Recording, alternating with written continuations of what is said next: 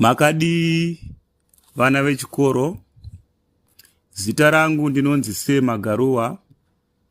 Nhasi ndauya nechidzidzo chine musoro unoti nzira dzokuwanana dzepasi chigare. Tichatanga nenzira yekutanga yekuwanana inonzi iyo kubvunzira kana kutumira. Tatenda.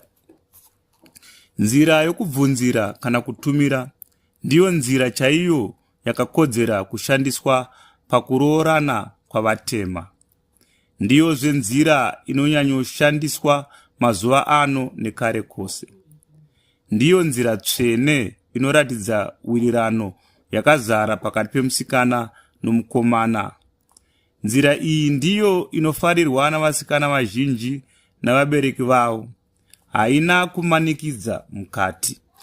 Vabereki vemukomana vaizotsvaga nhume kana munyai, sadombo, samukuru kana samutumwa.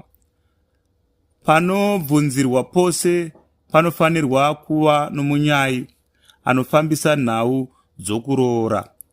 Pairoorwa mwanasikana paiunganwa sezvo vaiti chinonzi chako wega mukonde wesadza, kwete nyaya dzeroora. Mwanasikana aimirirwa navatete vake, mai, baba nevanji vemumba umu, baba munini nasawira. Dare rokuroora raitungamirirwa nababa munini kana baba mukuru. Baba vacho nyakutumbura vaisatungamidzwa mberi. Zvose zvaiitirwa mumba manyakuroorerwa. Kana dai imba iyi yozoputsika, vakuwasha kana voda twavo vaingonanga nokuna baba munini ava nokuti ndivo tezvara wavo. Kana ari mwanakomana afunga zvokuroora, haaiudza baba vake nyakutumbura. Jaya iri raisvitsa nhau yaro nekuna baba munini. Ivo ndivo vaizomusvitsira kuna baba vake.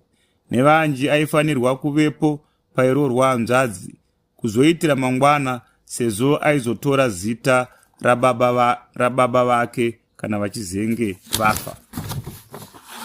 Munyai aizobvisiswa rubvunzo kana makandinzwa nani, kouya vhura muromo yokuti vatezvara vakwanise kupindurana nemunyai shoko raanenge auya naro. Mushure munyai aigona kubvisiswa matekenya ndebvu nezvimwewo zvaitanga zvabvisirwa baba vemusikana anoroorwa. Zvimwe zvose zvaizotevera zvakaita sekubvisa danga nemombe youmai. Ndatenda ndo panoperera chidzidzo chedu chenzira dzekuwanana dzepasi chigare. Nhasi tanga takanangana nenzira inonzi kubvunzira kana kutumira. Ndinotenda nekuteerera kwamaita. Tichadzoka zvakare nedzimwe nzira dzewanano dzepasi chigare. Neni wenyu Sema Garuwa. Ndatenda.